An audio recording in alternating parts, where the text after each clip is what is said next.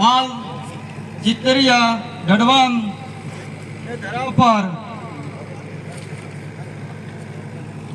અલગ અલગ જગ્યાથી વક્તા આપતા આવેલા તેમને અને ભાઈઓ અને બહેનોને સૌને મારા તરફથી જોહાર। હવે આગળના વક્તાઓ જે પણ કીધું એ બધું ધ્યાન રાખીને આપણે સોંભળેલું।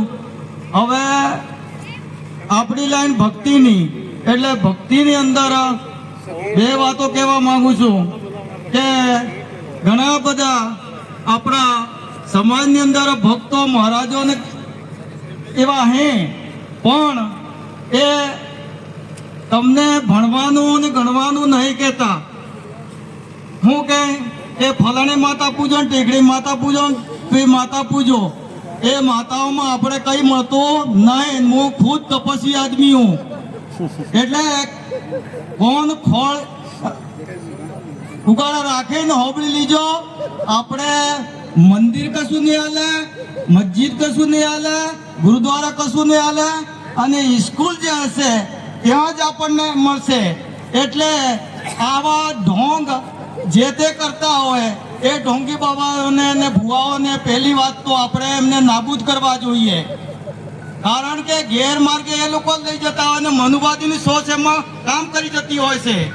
એટલે મનુવાદીની સોચ અગર મટાડવી હોય તો આવા માણસોને આપણને રિજેક્ટ કરવા પડશે, આ સમાજની અંદરથી બહાર કાઢવા પડશે।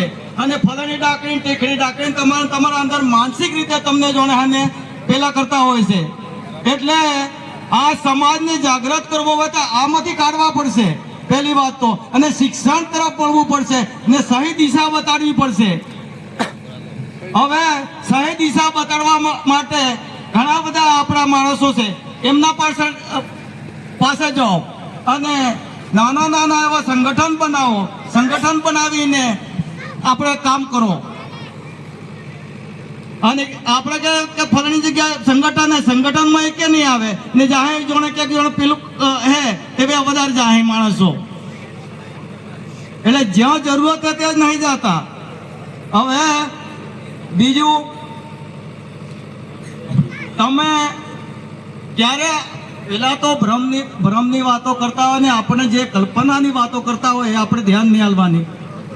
આ ધરા પર લગભગ બધી કલ્પનાની જ વાતો હોય, ઇતિહાસ તો કોઈ વસ્તુ જ નહીં। આપણા પૂર્વજે હું કીધું કઈ પેલા વાળા રેડી ગાતા હતા, પણ આમાં તો આપતું તો પૂર્ણ હતા, એવા ખબર નહીં કણાય। તણે આપણા જે માણસો હોય એમને જે સારા સારા વક્તાઓ હોય એમને માર્ગદર્શન કરે, અને જે તે કઈ એમને આગળ અગવડતા પેદા થતી હોય એવા પણ આપણા પણ માણસો હોય એમની સલાહ સૂચન લે અને આગળ જવાનું ચાલુ રાખે। બીજું વધારે ન કહેતા આટલું કહીને મારું એક ભજન ગાવ, ભજન કહો।